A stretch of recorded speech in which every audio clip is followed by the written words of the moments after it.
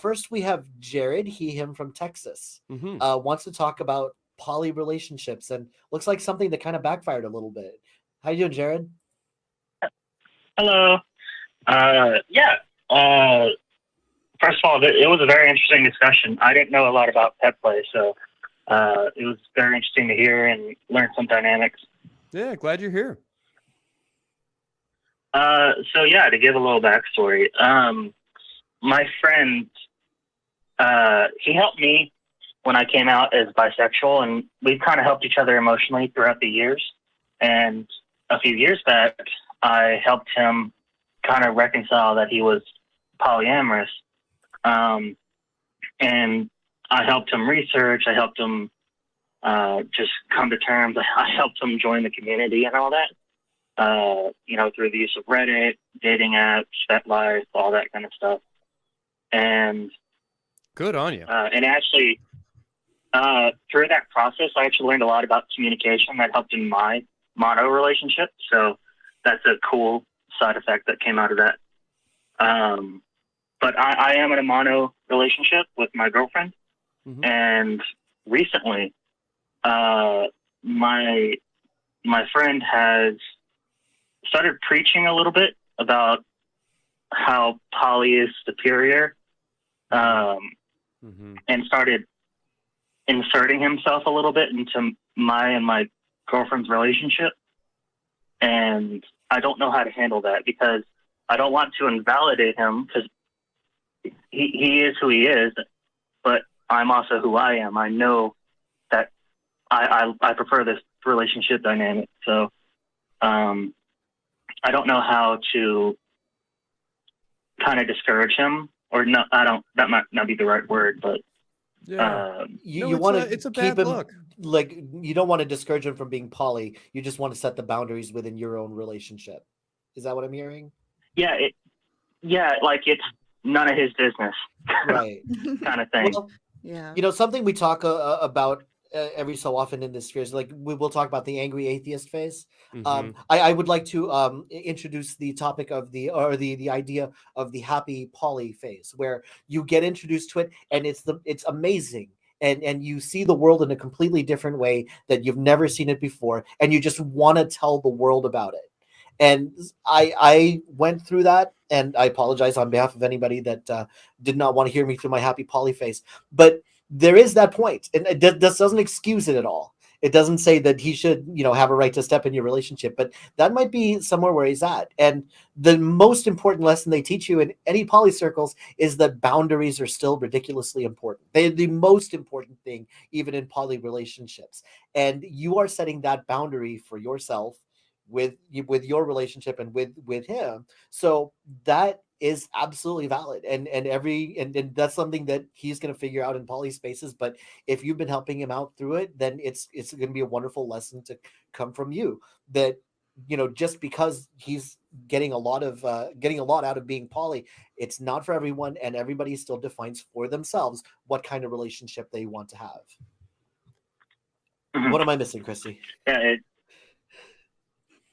Yeah, well, I'll go ahead and jump in, Jared, and just say that, there's a reason why there's such a unpleasant stereotype around folks who are poly or who swing or ethical non-monogamy and these different kinds of things, of those folks turning into vampires and trying to like convert people over to the idea. And I hate that stereotype. I hate when people applied it to me. I also recognize that it makes a certain kind of sense. And I think Puck hit the nail on the head. This is for most people sort of like that zealot phase at the very beginning where you get super excited about an idea. He probably had to work really hard against some of his own beliefs, or at least some of his own like cultural assumptions. And after pushing and pushing and pushing, finally those things gave way, and he's got all of this momentum pushing him forward still. I'd like to believe that with a little bit of time and a little bit of patience on your part, that he will go through this phase and get to a point where he's able to better recognize those boundaries. But if he is pushing too hard, I think you have all the permission in the world to tell him to cut it the fuck out. I mean, Yeah. it's really not okay to prey on people or to pressure people in that way. Yeah, that was really a big part of it. Was me. I've always been accepting of poly, but it's not ever been something I've been into. So it took a few months of us just having drinks and talking over drinks and hanging out and looking things up. And kind of, I've always never thought of it as unnatural, but he did. He came from a religious background as much as I did. But I never thought about comparing it to the angry atheist phase.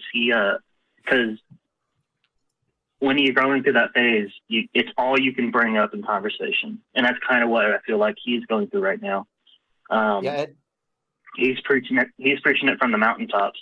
Yeah, and there's some things that get talked about in poly circles that sometimes they're super helpful, but they can also be super toxic. Like one of them is everyone's a little poly, right? And you know, we hear that and most people kind of understand. Okay, I guess I can see where you're coming from. And then some people take it to a far extreme where they believe that they can talk anyone into, and then since it opened them up, they almost have a right or an obligation to get other people to do this. And that's when it starts to get into the okay, this you need to back off. And again, it's your relationship and it's your boundaries.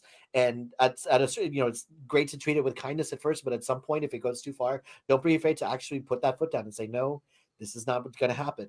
So, yeah, I don't want to overstate it, but it feels like it's on the same kind of continuum as that notion of like, oh yeah, she thinks she's a lesbian. Well, she just hasn't met the right guy, and I'll convert her. Like it's got that same kind of energy, and that's pretty disgusting thought process. So you know, I don't mean to criticize your friend, but those things, while they're not the same, they're kind of in the same book or at the same playbook. So I do think you have all the permission in the world to set and maintain those boundaries aggressively if you need to. Yeah. It wasn't really. I didn't mind it, but when he started talking to my partner about it, and it made her uncomfortable, and so that was kind of where it started to become a problem. Mm-hmm. And it just, when you start involving yourself, like he's my friend, and I think she more or less just tolerates him. But when you start trying to involve, I don't think he ever tried to involve her in his relationship. That came out wrong. I think he was trying to convince both of us at the same time when neither of us wanted that. Mm-hmm. And when he started talking to her, it kind of made it more uncomfortable. It made both of us uncomfortable. Yeah. And it kind of, so.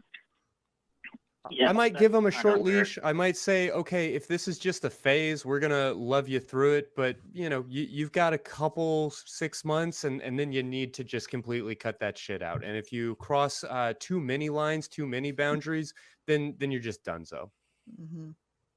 Yeah, and it's trying to figure out the right words, because this is my best friend and we've been friends for years, and I'm happy for him. I'm happy he found something that he loves and makes him happy, but he has to learn that not everyone's of the same sexuality or relationship. Well, if it helps at all, I'm willing to be the bad guy. You're totally welcome to show him this clip, and I'll just say, Jared's friend, we love you. We're so glad that you have found some liberation and that you are enjoying yourself, but knock it the fuck off. Find people that are excited to have what you're selling, because it doesn't sound like Jared and his partner fall into that category. We're happy, you're happy. You just be happy without crossing anybody else's boundaries. Hope that helps, Jared. Yeah, I can get behind that. I can get behind that, absolutely.